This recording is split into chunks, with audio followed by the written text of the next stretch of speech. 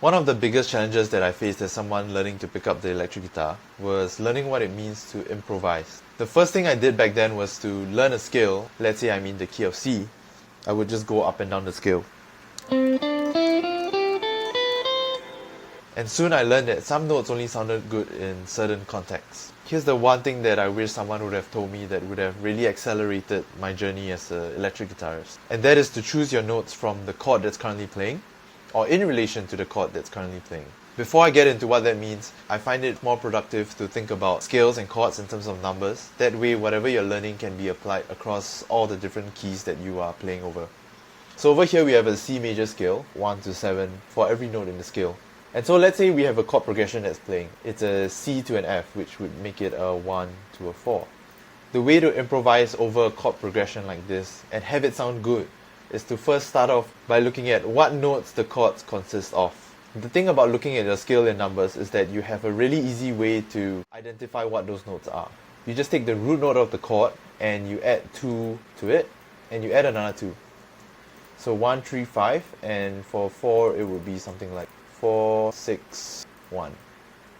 And these are the root notes. And the thing you realize is that this also works for minor chords. So for 6, you add 2, it makes it 8, which is also the 1. And then you add another 2 with the 3. And so if I map out the notes over here, this is an A minor.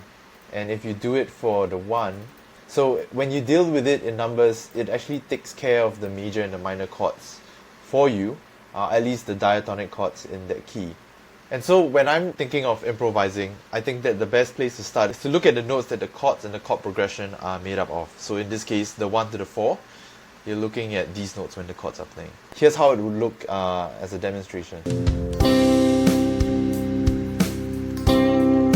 And then I'll play the 4.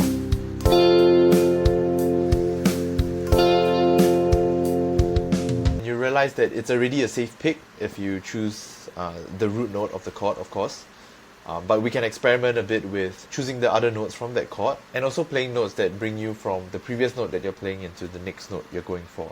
For example, if I'm playing the 3 when the 1 chord is playing, and I'm aiming to land on the 6 when the 4 chord is playing, I might play the 5 as a note to bridge to the 6. Here's how that sounds.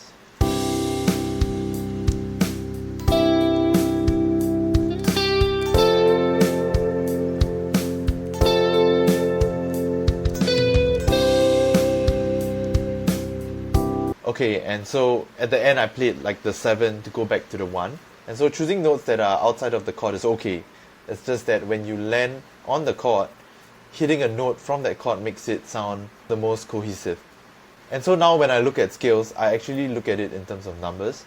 And I think that's the most effective way to go about it, because when you build a relationship with these notes and how they feel with certain chords, you don't want to be doing them just for a specific key, so that at least the skills that you are growing in are transferable for every key that you're playing. One thing that's really cool with this approach also is that when you look at your fretboard and numbers, you get to come up with new voicings for chords and for triads. So to illustrate this, I'm going to take a slice from the C major scale, and I'm going to take this shape, which is one of the first shapes that I picked up when learning scales.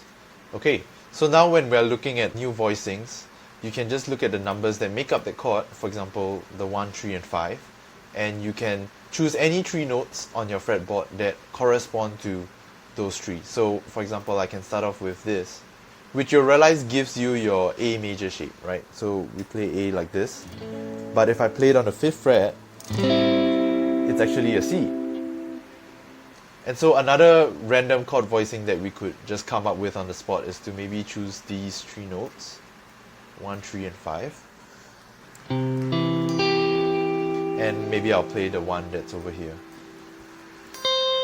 And you realize this is your G shape. So actually a lot of the chords that you already know from maybe playing acoustic guitar, they map to different chord shapes that are higher up in your fretboard, and you could play around just by looking at the numbers. You don't really have to care about is it a major chord, minor chord.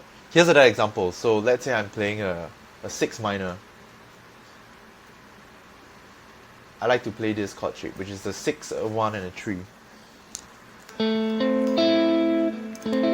And I didn't have to think about the third, whether it was sharp or flat. I just need to choose the numbers on my fretboard. And so now that I have all these chord shapes kind of in numbers in my head, when a chord progression is playing, I can play from those chord shapes as part of my improvisation for that melody.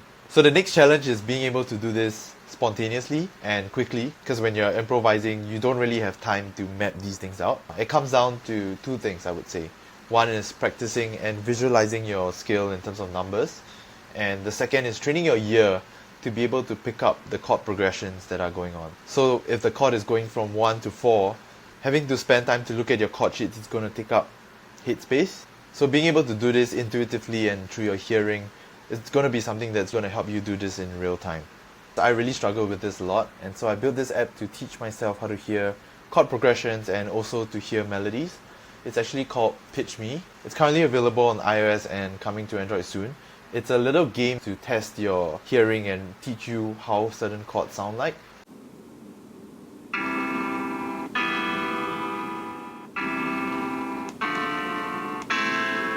Check it out, I hope it helps you out. And also, if you're looking to visualize skills, there's this other app that I use that really helps me to figure out new chord shapes without having to count it manually on the fretboard.